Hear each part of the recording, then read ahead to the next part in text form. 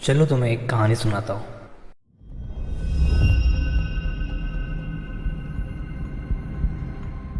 और हर बार की तरह शुरू से शुरू करते हैं। तो हमारी स्टोरी के मेन कैरेक्टर का नाम सूरज है। सूरज एक जियोलॉजिस्ट हैं और 2019 में उन्हें झारखंड के एक छोटे से माइनिंग टाउन में पोस्टिंग मिली थी। ये जगह अपने माइंस के लिए मशहूर है। हर तरफ काली मिट्टी, ट्रक्स का शोर और दिन रात खुदाई चलती रहती थी।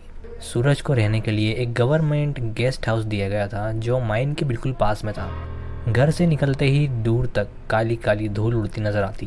पहली बार आने पर उन्हें लगा कि वो किसी हॉरर मूवी के सेट में आ गए हैं। टाउन के लोग काफ़ी ज़्यादा फ्रेंडली थे, लेकिन जब भी रात होती तो वो माइनिंग एरिया की बात नहीं करते थे। सब चुप रहते थे। बच्चे तक उस तरफ खेलने नहीं जाते थे। एंड एक ई रिक्शा वाला उन्हें कैजुअली बोल कर गया था कि साहब, रात के बाद माइंस में मत जाइएगा, वहाँ कोला बाबा घूमता है। सूरज ने इस बात को सीरियसली नहीं लगा। उन्हें लगा कि ये बस एक लोकल अफवाह है एंड उन्होंने ये सब इग्नोर कर दिया। तो पहली रात की बात है, गेस्ट हाउस में ही एक अजीब चीज़ हुई। रात के 2 बजे उन्हें लगा कि कोई कुछ चीज़ ठोक रहा है, जैसे आयरन रोड से ज़मीन पे मार रहा हो। वो बाहर गए, लेकिन वहाँ सिर्फ हवा चल रही थी और दूर से एक माइन के अंदर एक लाल कलर का बल्ब चल रहा था। लेकिन ऑफिशियल रिकॉर्ड के हिसाब से वो माइन 20 साल पहले बंद हो चुकी थी। उन्हें कुछ समझ नहीं आया, पर उन्होंने वो इग्नोर किया।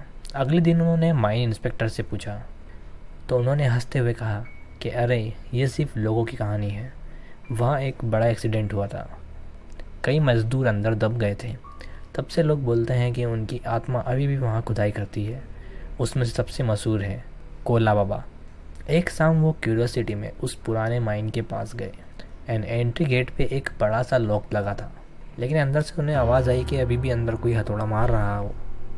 गेट के नीचे से उन्होंने टॉर्च डाली और उन्हें क्लियरली दिखा कि किसी के पैर खुद ही मिट्टी खींच रहे थे, जैसे कोई आदमी घुटनों के बल ज़मीन खोद रहा हो।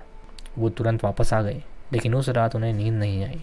सुबह उनके कमरे के अंदर उन्होंने जब देखा तो पूरे कमरे में कोयले के हाथ के निशान थे, दीवार, टेबल और तकिए तक पर। टाउन के एक पुराने मजदूर हरिराम से उन्होंने बात की। पहले तो वो गुस्से में आया कि वो वहाँ क्यों गए, लेकिन फिर उसने असली कहानी बताई। उन्होंने बताया कि कोला बाबा असल में यहाँ का एक मजदूर था जिसका नाम था रघु। हर दिन सबसे ज़्यादा कोयला वही निकालता था। उसकी आदत थी अपने हथौड़े से ज़मीन पे 3 बार ठक ठक करके मारना, काम शुरू करना। एक दिन माइन कोलैप्स हो गया।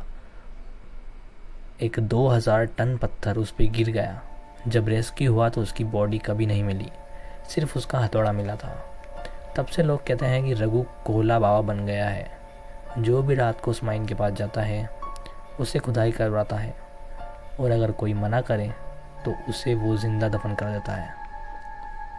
एक हफ्ते बाद उनकी पोस्टिंग के दौरान एक इंसिडेंट हुआ।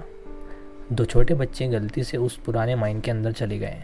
पूरा टाउन उन्हें ढूंढने लगा एंड उन्हें भी रेस्क्यू टीम के साथ भेजा गया।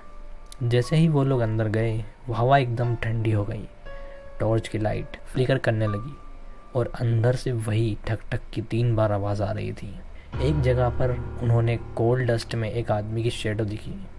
उसका शरीर पूरा काली मिट्टी से बना हुआ जैसा लग रहा था और हाथ में बड़ा हथौड़ा। उसने धीरे से सर उठाया और बोला, काम शुरू करो।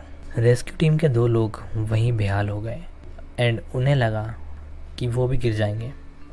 लेकिन अचानक वो एंटिटी बच्चों की तरफ बढ़ने लगी। उसके पैर से ज़मीन में गड्ढे बन रहे थे, जैसे कोयला अपने आप रास्ता दे रहा हो। सूरज ने हिम्मत की और वो चिल्लाए कि बाबा, ये निर्दोष है, इन्हें छोड़ दो। 1 सेकंड के लिए वो रुक गया। उसकी आंखें लाल कोयले की तरह चमक रही थी। फिर उसने ज़ोर से अपना हथौड़ा पत्थर पर मारा। पूरे माइन में गूंज हुई और पत्थर गिरना शुरू हो गए। सूरज और सभी लोग भागकर बाहर आ गए।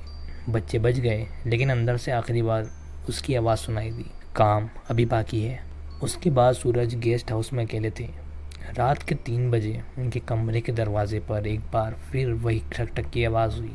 दरवाज़ा अपने आप खुल गया और वहाँ खड़ा था कोला बाबा। मिट्टी से बना एक आदमी, लाल आँखें और हाथ में एक हथौड़ा। उसने सीधा सूरज की तरफ हाथ बढ़ाया और वो आगे बढ़ने लगा। और जहाँ जहाँ उसका पैर गिरता वहाँ वहाँ मिट्टी का ढेर बन जाते हैं, जैसे कि कब्र बन रही हो। सूरज जोर से चिल्लाने लगे कि मैं तुम्हारी कहानी दुनिया को बताऊंगा, तुम्हारे दर्द को सब तक पहुंचा दूंगा, प्लीज़ मुझे जाने दो। एक पल के लिए वो रुक गया, फिर धीरे से पीछे हटा और हवा में गायब हो गया। आज उस बात को 4 साल हो गए हैं। सूरज वापस सिटी में आ गए हैं, लेकिन कभी कभी जब वो डेस्क पर काम करते हैं तो उनकी टेबल के नीचे से ठक ठक की आवाज़ आती है, बट अभी भी वो सेफ़ है। तो ये थी आज की स्टोरी। आज की स्टोरी अगर आपको पसंद आई हो तो वीडियो को लाइक करें, चैनल को सब्सक्राइब करें एंड वीडियो को नीचे कमेंट करके ज़रूर बताएं कि आपको वीडियो कैसी लगी। एंड अगर आपके पास कोई स्टोरी है तो नीचे दिए गए डिस्क्रिप्शन में ईमेल पर सेंड कर दीजिएगा। धन्यवाद।